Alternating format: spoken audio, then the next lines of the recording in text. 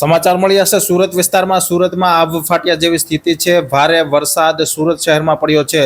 તો સુરત શહેરની અંદર ભારે વરસાદ પડી રહ્યો છે। સુરત શહેરમાં છેલ્લા 4 કલાકમાં 7.5 ઇંચ જેટલો વરસાદ છે તે પડી ચૂક્યો છે। તો સુરત શહેરની રસ્તાઓ પર નદી જેવા દ્રશ્યો છે તે હાલ જોવા મળી રહ્યા છે।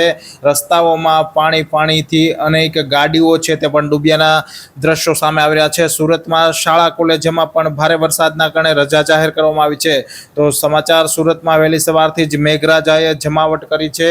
સુરત શહેરમાં હાલ રસ્તાઓ પર પાણી પણ ભરાઈ ચૂક્યાના સમાચાર છે તે સામે આવી રહ્યા છે।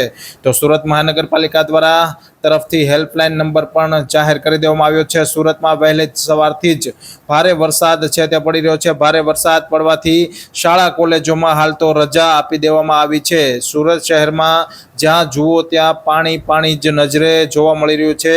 સુરત વિસ્તારની અંદર હાલ 4 કલાકમાં 7.5 ઇંચ જેટલો વરસાદ છે તે પડી ચૂક્યાના સમાચાર છે।